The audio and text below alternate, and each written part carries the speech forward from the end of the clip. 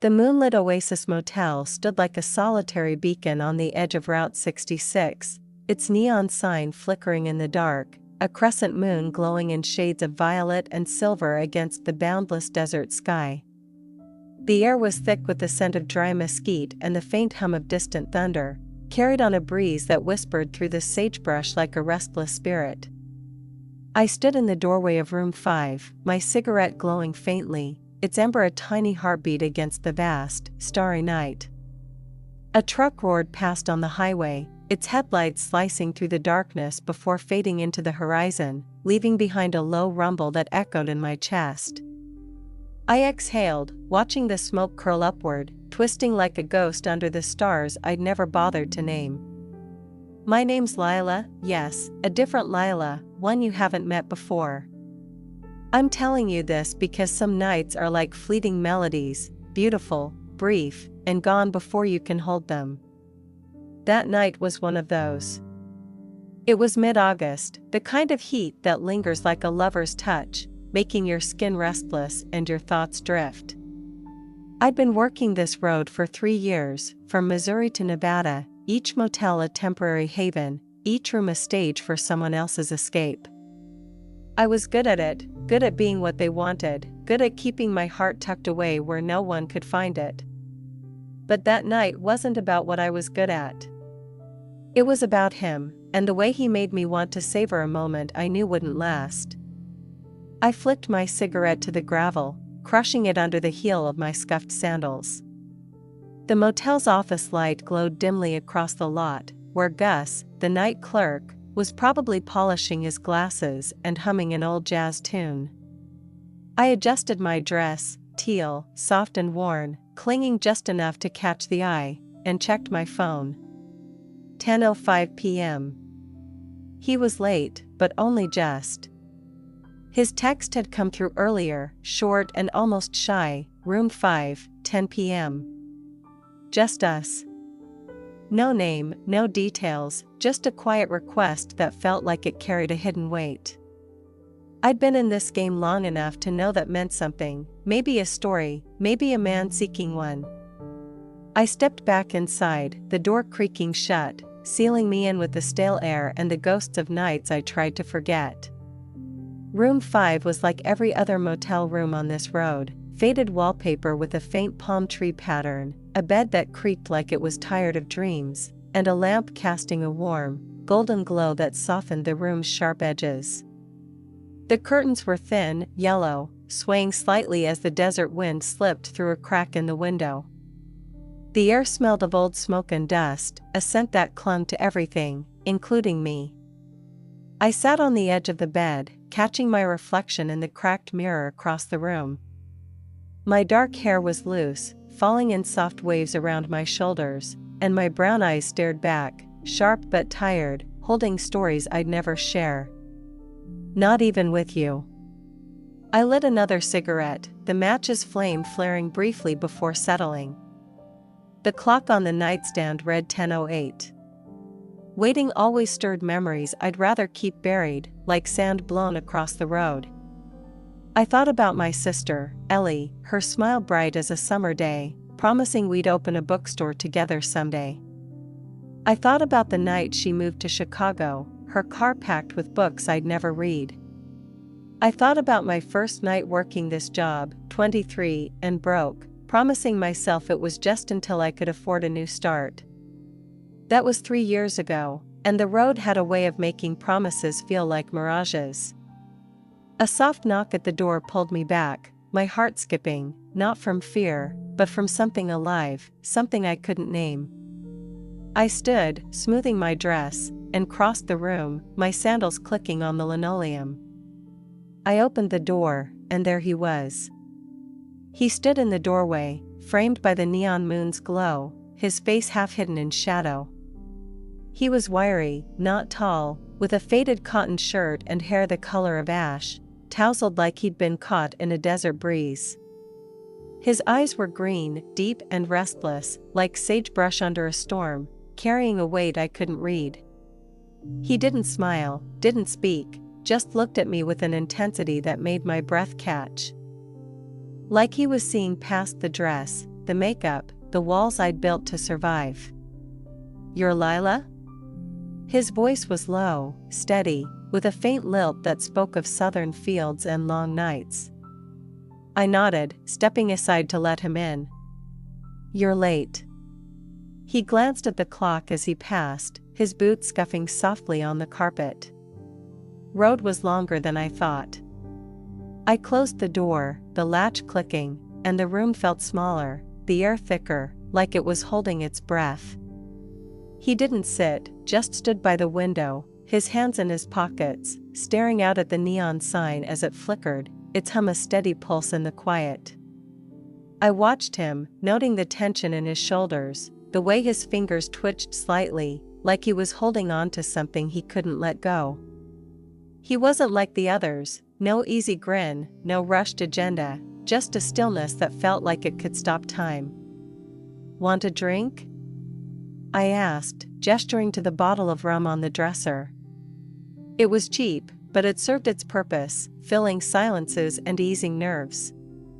He shook his head, his eyes still on the window. "Not tonight." I sat on the bed, crossing my legs, trying to read him.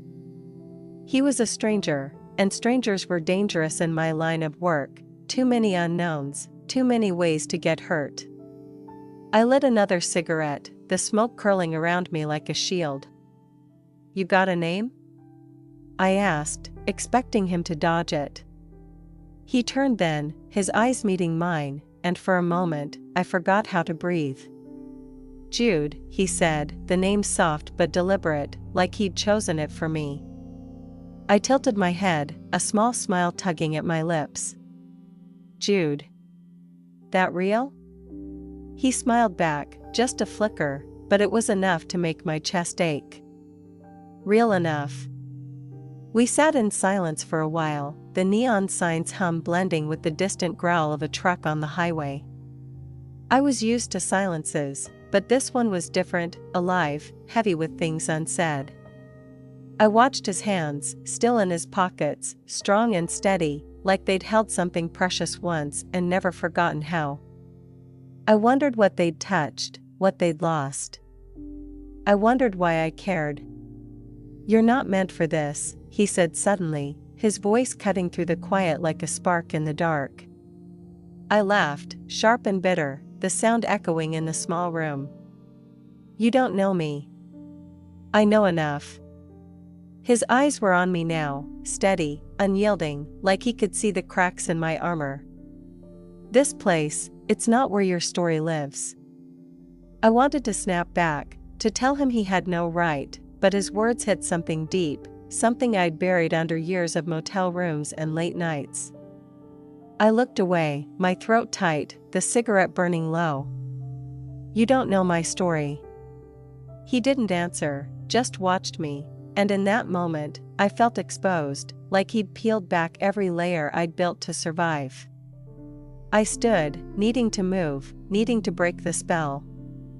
I walked to the window, pulling the curtain aside, the neon light painting my skin in shades of violet and silver. The desert stretched out beyond, vast and unforgiving, and I wondered if it would ever let me go. "Why are you here, Jude?" I asked, my voice softer than I meant it to be, barely audible over the hum of the sign. He didn't answer right away. When he did, his words were careful, like he was stepping around something fragile.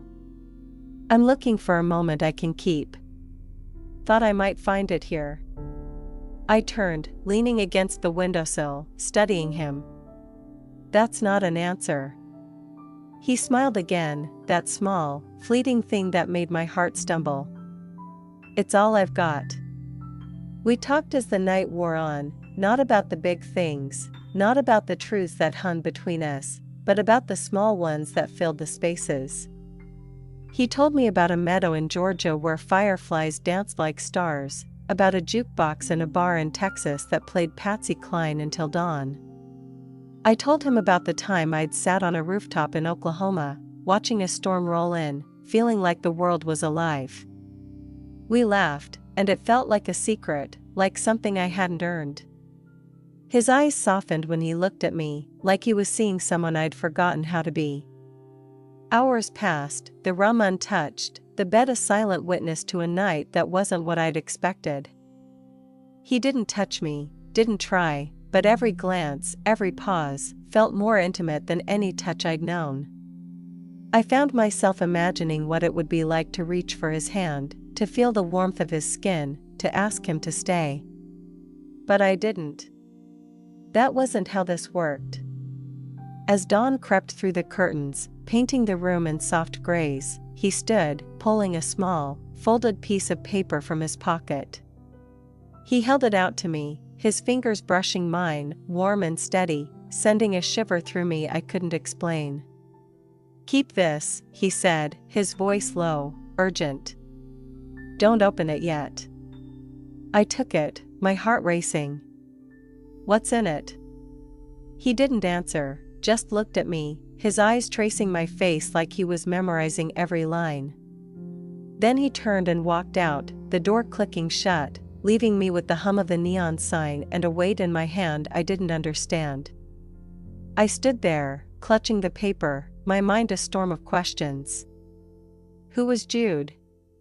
Why had he come? And what was in that note, burning against my palm like a secret I wasn't sure I could carry?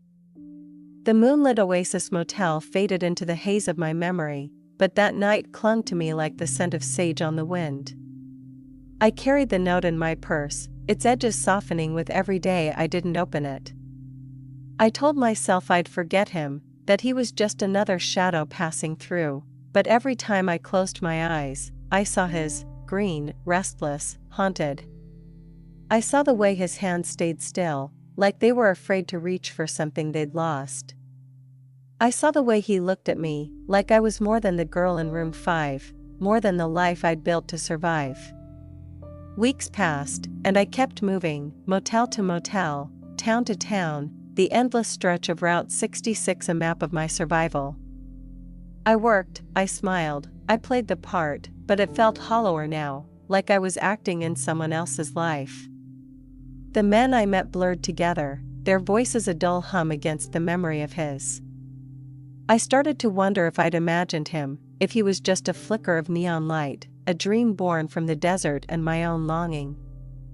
It was early September when I saw him again, at a motel called the Nightshade Rest, just outside Needles. The air was cooler now, sharp with the promise of fall, and the neon sign above the motel flickered in a slow, mournful rhythm, casting a soft indigo glow over the parking lot. I was outside, leaning against my old Honda, the metal cold against my back, smoking and watching the stars. The night was quiet, the kind of quiet that makes you feel like you're holding your breath. I heard his footsteps before I saw him, the crunch of gravel like a heartbeat in the dark.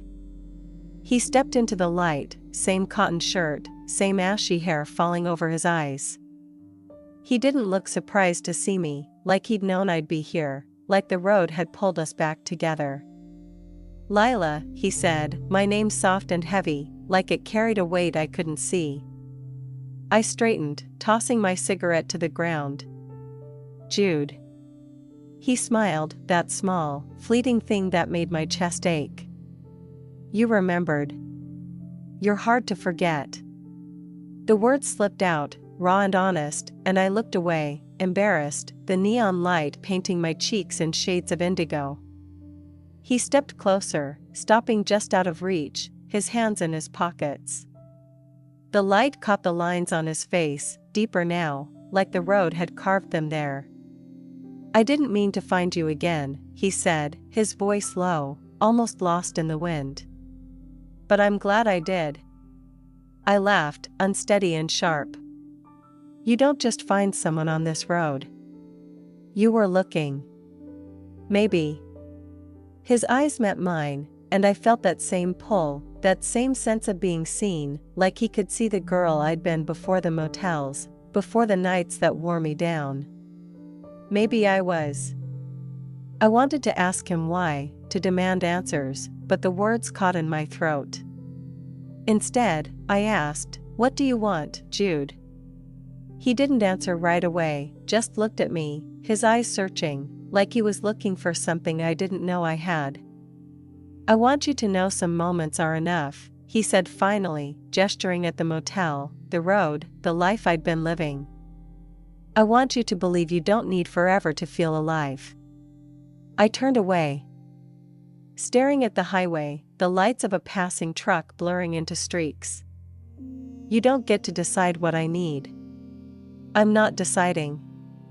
His voice was closer now, and I realized he'd moved, standing just behind me, close enough that I could feel the warmth of him. "I'm just telling you what I see."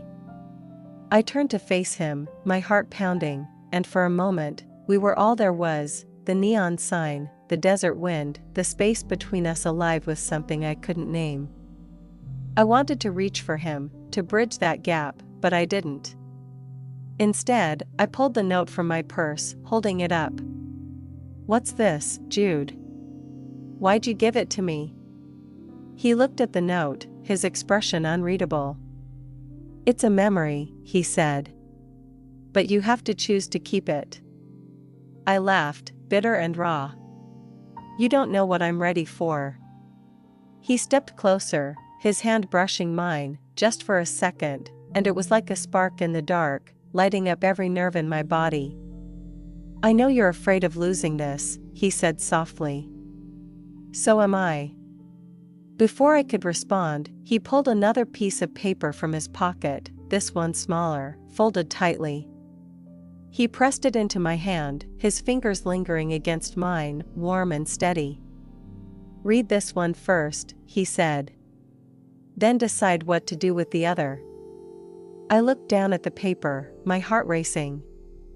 "What's in it?" "A moment," he said simply, and then he was gone, disappearing into the shadows of the parking lot, leaving me with 2 pieces of paper and 1,000 questions. I stood there, the papers heavy in my hands, the neon sign buzzing above me. I didn't open them, not yet. I was afraid, not of him, but of what he represented. A moment, maybe, that could be enough without needing to last. I leaned against my Honda again, lighting another cigarette, the stars watching me like they knew something I didn't. The road stretched out before me, endless and uncertain, and I wondered if I'd ever find the courage to embrace it. The Nightshade Rest Motel was behind me now, but the papers stayed with me, tucked in my purse like secrets I wasn't sure I wanted to keep. I drove west, the road unfolding under my tires, the neon signs blurring into memories. I couldn't shake Jude, his voice, his eyes, the way he'd made me feel like a single moment could be enough to carry me through.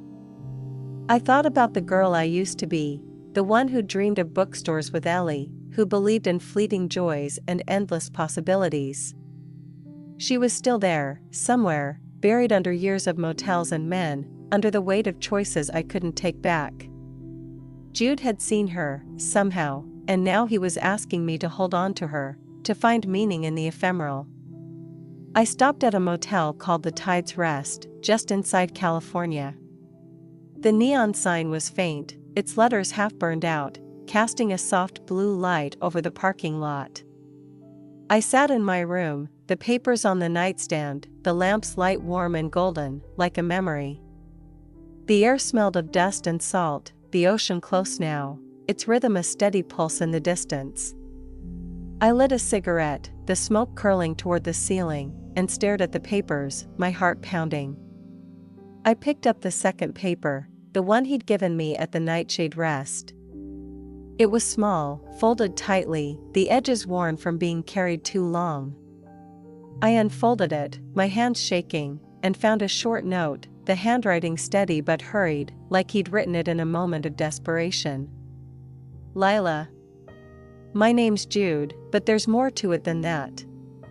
I've been running from a life that's too short, from moments I can't hold on to. I saw you in room 5, and for the first time in years, I wanted to stay. You're not just a light in the dark, you're the kind of light that makes a man believe one night can be enough. I don't know if it is, but I need you to know you made me want to try. The other note is the rest of it. It's not just my story, it's a chance for you to hold on to this moment. But it's up to you. Jude.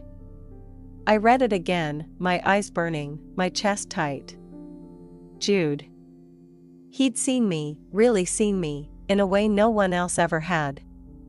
I set the note down and reached for the first one, the one from that night at the moonlit oasis. It felt heavier now. Like it carried the weight of both our lives. I opened it, my breath catching, and found a single sentence inside. Find me at the end of the tide, Lila. I'll be waiting where the road meets the shore. Below it was an address, a beach in a town called Shore's End, just a few hours away, and a small, hand-drawn sketch of a crescent moon. I stared at it, my mind spinning. He was asking me to follow him, to hold on to a moment, to believe that a single night could be enough without needing forever. I thought about the road, the motels, the nights that had shaped me. I thought about Ellie, how we'd promised to chase dreams together, and how I'd lost her to time and distance. And I thought about Jude, his quiet strength, the way he'd made me believe in the beauty of the fleeting. I packed my bag that night, the notes tucked safely in my purse. The Honda's engine sputtered to life, and I drove west, the desert giving way to the ocean's salt and spray. The road felt different now, like it was leading me somewhere instead of just away. I thought about Jude every mile, his face sharper in my mind than the neon signs fading behind me. I thought about the life I was leaving, the weight of it falling away with every mile.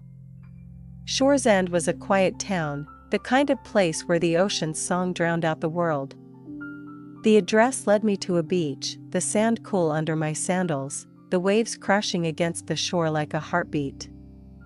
I walked to the water's edge, the wind sharp against my skin, and waited, my heart pounding, expecting to see him. But he wasn't there. Instead, I found a small glass bottle half buried in the sand, a rolled-up piece of paper inside.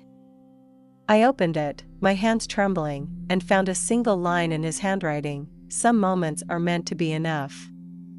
I stood there, the bottle and the note in my hands, the ocean stretching out before me, endless and unforgiving. I realized then that he wasn't coming, that he'd never been coming. Maybe he was still running, from a life too short, from moments he couldn't hold. Maybe he was a memory, a moment I needed to feel alive. But as the sun sank into the sea, painting the sky in shades of fire and ash, I felt something settle inside me. I'd come here for him, but I was here for me, to embrace the beauty of a moment that didn't need to last. I didn't let the notes go this time. I kept them, along with the bottle, tucking them into my purse as I walked back to the Honda. I didn't stay at Shore's End. I drove on, not knowing where, but carrying that moment with me. The road had brought me to him, and he had shown me that a single night could be enough. And maybe that was enough,